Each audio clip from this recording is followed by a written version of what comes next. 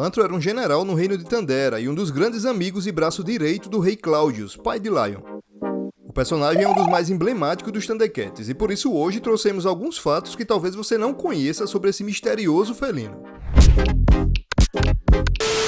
Como já foi falado, Pantro era um general do reino de Tandera e um fiel aliado do rei Claudius. Apareceu pela primeira vez no primeiro episódio dos Thundercats clássicos, de 1985. Ele não era só o mecânico da equipe, mas um dos responsáveis por todo o aparato tecnológico usado pelos outros felinos. Então, mesmo que Pantro não estivesse em alguma batalha lutando fisicamente, ele estava ali indiretamente, já que fabricava armas e traçava estratégias de guerra para que o time de Tandera vencesse qualquer inimigo que surgisse. O personagem é o Thundercat mais velho, depois de Jaga, media aproximadamente 1,90 m e pesava cerca de 150 kg. Possuía os olhos alaranjados e quase nenhum cabelo, a quem o vê à primeira vista, mas na verdade todo o seu corpo é coberto por um pelo curto de cor azul acinzentado. Apesar de ser um pensador meticuloso, o guerreiro também tinha um pavio curto, e essa facilidade em perder a paciência muitas vezes o colocava em conflito junto com os outros companheiros. O nome Pantro é um trocadilho de pantera mais o prefixo antro, que se refere a homem.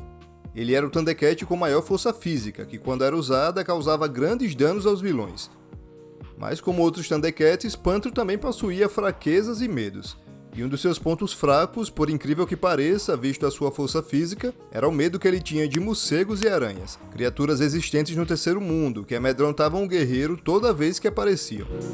Quando escapou do seu planeta Tandera, o general recebeu roupas novas e um nunchaku das mãos do mentor dos felinos, Jaga, para que usasse em sua defesa, e na luta contra possíveis mutantes que eles pudessem encontrar no novo planeta. Nós não sabemos o que aguarda os Thundercats em nosso novo lar, mas esses trajes e armas ajudarão a proteger vocês. A arma possuía 2 bastões de ataque, um azul e outro vermelho, que também podiam lançar gás corrosivo, raios a laser e bombas de fumaça. Além do nunchaku, Pantro também possuía ganchos metálicos com cordas acopladas em seus suspensórios e que podiam ser disparadas. Esses ganchos podiam aumentar de tamanho, dependendo da situação, e tornando-se uma proteção especial para proteger a cabeça do guerreiro. Esses spikes dariam inveja a qualquer punk por aí. Além de todo esse arsenal ambulante, o Homem-Pantera também contava com o Thunder Tank, no qual era o piloto. A máquina inventada por ele foi construída com os destroços da nave que trouxe os Thundercats para o terceiro mundo, e é um verdadeiro tanque de guerra. O veículo traz vários canhões a laser, é capaz de andar sobre as águas como um barco e submergir como um submarino, além de poder perfurar o solo e descer a grandes profundidades. Pantro estava sempre pilotando o Thunder Tank e o usava como uma arma. O motor pifou? Que nada. Montados por mim, eles não se atrevem a pifar. Já quando se trata de força bruta, ele é um guerreiro astuto em combate. Confiando tanto nas artes marciais como na força física, ele sempre dedicou seu poder e sabedoria para preservar o código de Tandera. Um dos episódios que dão mais destaque a Pantro é o número 18 da primeira temporada do primeiro Thundercats. O episódio se chama A Imagem Distorcida. Nele, Mun-Ra convoca o Broca, um robô maligno que vive no subsolo do terceiro mundo, para sequestrar Pantro com a ajuda da poção do sono. Mun-Ra faz o molde do Thundercat dormindo e cria um clone de Pantro, trazendo-o à vida com o espírito fantasma de Mão de Martelo.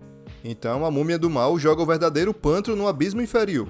O clone espalha destruição e terror no terceiro mundo e ataca as aldeias dos Uolos, donzelas guerreiras e dos Berbios. Os aldeões acreditam que os Thundercats se voltaram contra eles e estão promovendo o caos contra os aldeões. Depois de muita confusão, o verdadeiro Pantro escapa do abismo a tempo de salvar sua reputação e enfrentar o horrível clone. A luta conta com a ajuda de Lion, que usa o poder da Espada Justiceira para ajudar seu verdadeiro companheiro a destruir seu clone. O espírito zangado de Mão de Martelo retorna a Mun-Ra e quebra o molde de Pantro. No final desse episódio, vemos o clone de Pantro gravemente queimado, assumindo assim um esquema de cores diferentes com a pele castanha. Embora provavelmente não seja intencional, de certa forma isso homenageia o design original do personagem de Pantro, onde seu tom de pele a princípio seria marrom. No geral, Pantro recebeu uma recepção mista pelos críticos. Alguns elogiaram o personagem por ser racialmente inclusivo.